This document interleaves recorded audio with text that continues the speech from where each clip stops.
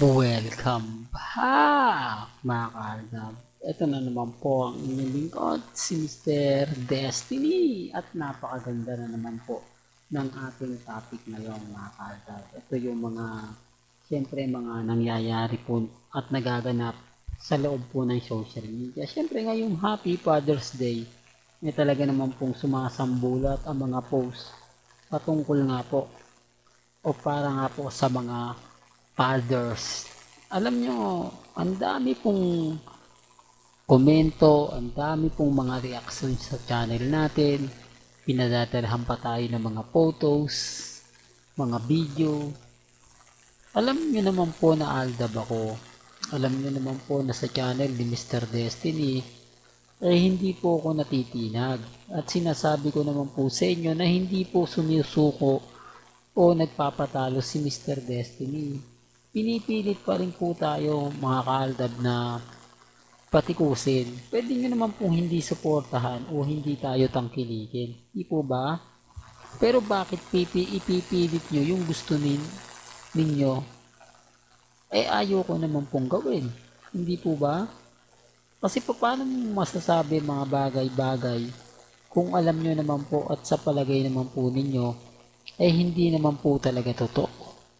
Sabi ko nga, kung ano po yung paniniwala ninyo, nire-respeto natin yan at ginagalang. Hindi lang po kasi nila matanggap, mga kaaldab, na ako ay talagang nakakaramdam ng sigla, ng saya. Lalo na nga po, pagdating sa fandom ng Aldab Nation. Lalo na nga po sa mga taong dumadaan at bumibisita po sa channel natin. Hindi nila matanggap na namamayagpag pa rin ako ang channel ni Mr. Destiny. Hindi nila matanggap na marami pa rin pong tao ang naniniwala at sumusuporta po sa akin. Hindi po ba? Kasi mas sasabihin nga po nila mga kaaldab na si Catherine ang susunod, si Catherine ang kasama. Pero bakit wala po nagbibigay ng balita? Bakit hindi po yan ibinabalita sa social media? Hindi binabalita nila Christopher Min, nila Ogie Diaz, walang blind item. Common sense na lang po, lalo na po sa mga nagre-react at nagko-komento po sa atin. Sabi ko nga po sa inyo dito po sa channel ni Mr. Destiny, kung ano lang po yung paniniwala ninyo, nire-respeto natin yan at ginagalang.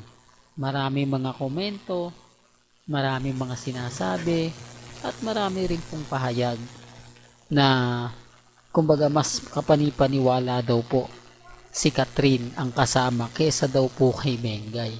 Hindi ko alam mga kaaldab, pasensya na po kayo kung bakit ko yan nababalita, kung bakit ko yan nasasabi, kasi nakikita nyo naman po sa mga komento nababasa nyo naman po, lalo na po sa page natin, sandamakmak na pagbibigay ng mga photos, mga video na may kasama pang mura, pang insulto. Gaya nga na sinasabi ko, etong channel ni Mr. Destiny, wala naman pong pilitan Hindi po ba? Kung sa tingin nyo hindi po maganda yung naririnig ninyo sa sinasabi ko, wala naman pong pilitan. Hindi po ba? Kasi ang mga followers ko lang po, for the record lang po, since 2015 hanggang 2019. Sila po kasi yung nakasaksi, sila po kasi yung mas nakakaalam, mas nakakaintindi po sa mga sinasabi ko, mas madali nilang magets yung pinupunto ko. Kasi kung 2020 ka, 21, 22, 23, 24, 25, puro mura lang po maaabot ko sa inyo Puro pangiinsulto, pangiinis, panglalait. Yan lang po yung makukuha ko sa inyo na ako ginagamit lang ni Mr. Destiny ang Aldab.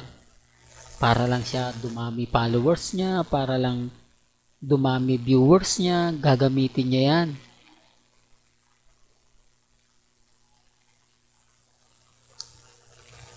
Yan po yung mga sinasabi nila.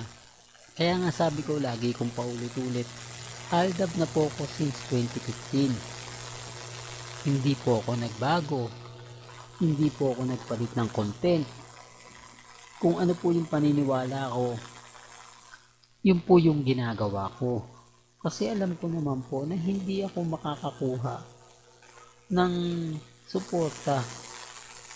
Hindi ako makakuha ng mga, kumbaga, bagong subscriber, bagong, kumbaga, maniniwala sa atin. Kasi andun na po yung sinasabi ko na update na mas nakakaintindi pa po yung mga mamis. Mas nakakaintindi po sila sa mga sinasabi ko, sa mga pahayag ko. Kasi paano nga naman yung paniniwalaan yung mga matatagal na? Hindi po ba? The real talk to mga kaaldab. Kaya sabi ko sa inyo, wala na po akong makukuha subscriber. Kaya imposible po yung mga sinasabi nila. Gaya po ngayon si Mengay. Walang post, walang update. Doon pa lang malalaman mo na bakit tahimik si Mengay. Dapat nag-post siya na nagsisimba sila ni Congressman Arjo.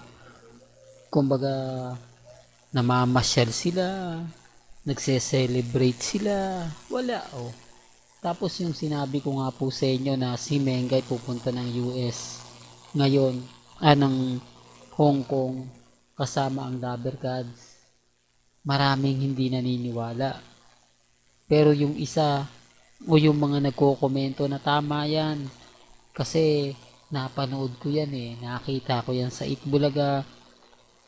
Sinabi yan ni Bossing Big Soto na pupunta sila sa Hong Kong. Samantalang hindi nga po tayo sumisilip sa Itbulaga kasi alam natin toxic yung iba ron Alam natin na bitter yung iba ron. Napagsasabihan nga po ko na pinopromote ko daw po yung Itbulaga. Na-promote ko lang naman po yung Itbulaga o nabanggit ko naman po yung kasing Itbulaga dahil lang po may nagsabi sa atin na may naganap na meeting nga po kay Bossing Big Soto, kay Alden Richards at kay Maine Polkerson. Sinabi natin baka pelikula nga po talaga para nga po sa 2025. Yan ay comeback movie ng Aldab. Tapos siyempre yun na yung patuloy nating sinasabi, yun na yung patuloy nating ina-update. Huwag po kayong mag-alala, darating po yan. Hindi mo nila agad-agad masasabi yan dahil siyempre gagawa pa po Pag gumawa na po ng pelikula, doon nyo po malalaman. Siguradong blockbuster yan. Kasi yung mga sinabi po ni Alden 2024, ito na po, paunti-unti na pong ginagawa. International movie, ito na po siya. Wala naman po siyang bagong project sa GMA para sa teleserye at para sa pelikula. Kaya focus po ngayon si Alden Richards sa mga magaganap at mangyayari po sa kanya. Samantalang yung iba, pinipilit po yung hindi. Pinipilit po yung mga bagay-bagay na wala naman po talagang katotohanan. Hindi po ba? Well, may kanya-kanya tayong opinion, mga kaaldab. Lagi ko naman sinasabi, hindi po ako namimili. Hanggang dito na lang po ang ating latest updates. Kaya kung gusto nyo pa po ng pinaka-latest at sariwang update, abay tumutok lang po kayo dito po sa channel ni Mr. Destiny para updated po kayo sa mga bago at sa mga latest na i-upload po natin maya-maya lang. Hanggang sa muli, salamat po sa panonood at pakikinig.